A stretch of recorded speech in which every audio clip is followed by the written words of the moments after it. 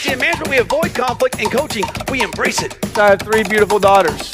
I'm not ashamed to tell you. I know every Frozen song there is.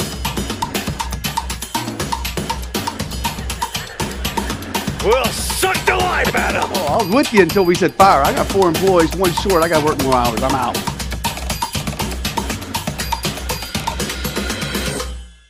Danny said earlier, Nathan's going to tell you, if you believe, you'll achieve. And I agree with that, because I believe if you don't believe, you have no chance of achieving.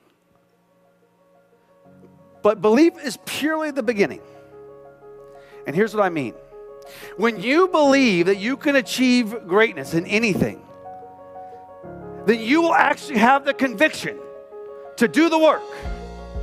But if you don't have the belief, your conviction never comes. So belief creates conviction, and conviction gives discipline, and discipline gives results. A great coach has no issues embracing conflict. They'll tell you when your breath stinks. They'll tell you when you're doing something wrong. And they're not doing it to be mean. They literally are doing it because they genuinely care about making you better. Hold your people accountable. It's better for the individual. They'll become a better human being. It's better for your company, the one you own and you sweat for. It's better for your teammates, and it's better for your customers. Accountability is the most selfless act you can do. Nathan Jamail, he's one of the best speakers that we've had at our organization. Worldwide, we've had him in 4 different countries around the world, which has just been great. It's not about telling our people that sells the relationship business. It's about helping them become better at it and developing us and coaching our people to excellence. And at the end of the day, the real difference between coaching and managing is implementing and holding accountable the disciplines of practice. It's not abnormal for us to know that a basketball or a baseball player must practice to be better or play in sports. The same thing happens in business. Training is when we learn something new. Practicing is getting better at what we already know. Athletes practice 90% of the time, and they play the game 10% of the time. And when an athlete says practice isn't important, we think he's nuts or she's nuts, because that culture in sports, we know if you want to play well, you got to practice well. I'm going to challenge you, if you want to be a professional in business, you got to learn to practice to be a professional. Practice isn't about not being good. Practice is about how do I get better no matter how good I am. Hi, my name is Mike Leathers. I've been in the heavy building construction materials business for the past 25 years. And Nathan Jamail is the best speaker at a company event we have ever had. Who in the room likes to role play? Who likes to role play? One person. Sir, I mean at work, not at home. Why do we hate to role play? Give me some reasons. Shout them out. Come on. It's uncomfortable. Back row, let me hear you. Why else? We're insecure. What else? It's embarrassing. We might stink. I told the leaders yesterday, I'm like, you know why the managers don't want to role play with their employees? It's because God forbid the employees find out the managers aren't any good. And I don't worry, I got your back, baby. I told them. I said, they think you stink anyway. Don't worry about it. See, I believe corporate America ruined role play, because we use it to judge people like, oh, you think you know how to serve a customer? You think you know how to talk to a partner? You think you know? You think you know? You think you know? Let's go. And it's a pop quiz. And if you had schooling like me, I flunked every one of them. And so we ruined it because it's a judgment. What I'm going to challenge you to do is start in learning to scrimmage. Because the behavior of getting into character and practicing it is a great thing to do. It makes us better every time. The problem is when we fear judgment or we fear it's a pop quiz, we don't want to do it.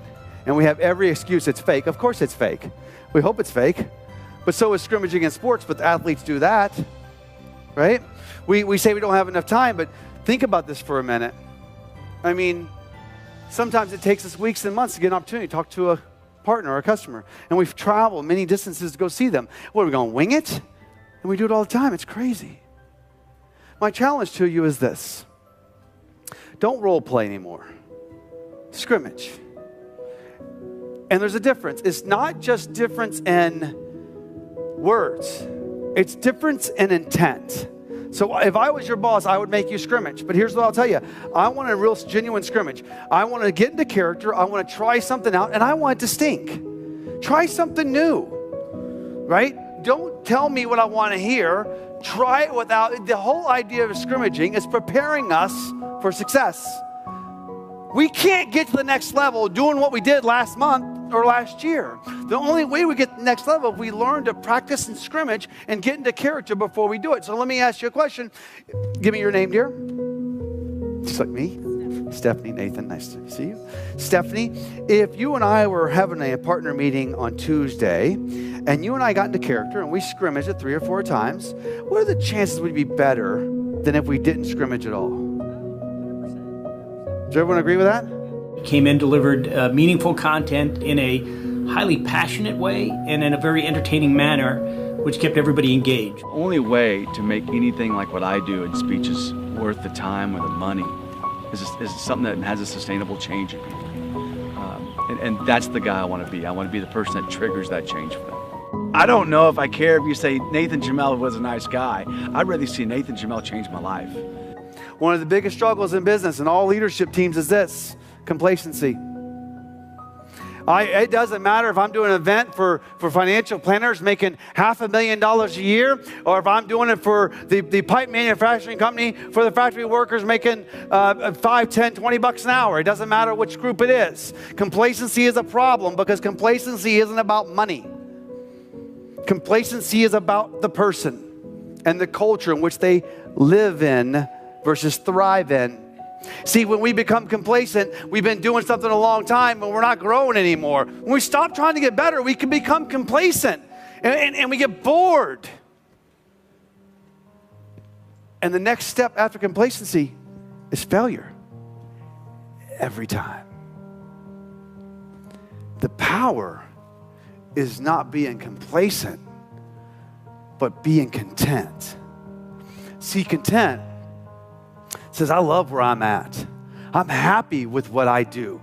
I am so content with my career, but I desire a lot more. The principles and philosophies that you shared with the team still resound with us today, 6 months afterwards. Again, Nathan, I want to say thank you very much. You are the real deal. This is Jason. And last night, I was trying to find bungalow or room 974-47. Has anybody else been lost like 15 times? I'm so glad. I literally walked around my little room area like 6 times, and people were like, I think he's drunk. And so I'm trying to get to this party that we were doing last night because I wanted to go. No one invited me, but I'm going. And so I'm trying to find this place, and there's these 3 dudes with white hats that walk up, and this is Jason, and I say, excuse me, do you know where room 947 is? And you could, in their body language, they're going, he didn't see the white hat? He wants to cook you something, we're in. But they did. Jason says, oh my gosh, I'm not from this property, but if you have a map, let me help you find it. I'm like, you're my boy. So he pulls the map out, he's over my shoulder, he's like, okay, it's right here, right here. He doesn't give me the finger. He doesn't go, it's that way. He says, come on, I'll walk you. This dude walked me past like 3 deserts, 14 swimming pools, and a camel. Because it's hot out there. Camel fell down right in front of us. And so I go, Jason, and what really made Jason so remarkable isn't that day he walked me there, but I always ask people, I said, well, how long have you been working here? He goes, I don't work here, I work at the Biltmore in Arizona. He goes, I get to come here. And I went, what a job. And he says, I get to come here and work with events like this. And I said, that's awesome. I said, what do you do? He says, I'm an executive sous chef. I'm like, wow, cool. I can't even cook eggs. He says, but I feel indebted to Hilton because I started out as an inline cook and now I'm sous chef. And one day I want my own hotel. And he's going to get it. Mark my word, he's going to get it. Not because of how smart he is or he walks me over to the room, but because of his attitude and everything that creates of him. So if you see Jason, say, hey, I hear you're a stud. He probably made your lunch today, by the way. Yeah, you see, tell him. I got in the franchise because I do one thing. I knew what made me successful is my entrepreneurial spirit, right? I love it when people say, Nathan, I want to own my own business. I want to work my own hours. That's my favorite. It's good news. You're getting all of them. You get every single one of them. And guess whose paycheck's going to get deposited last? Yours. We have to mandate that we and our team members have the mindset that they believe. And lastly, we have to hold people accountable because we care. Being the intangible affects your life just like your business. Be and coach the intangible. Thanks.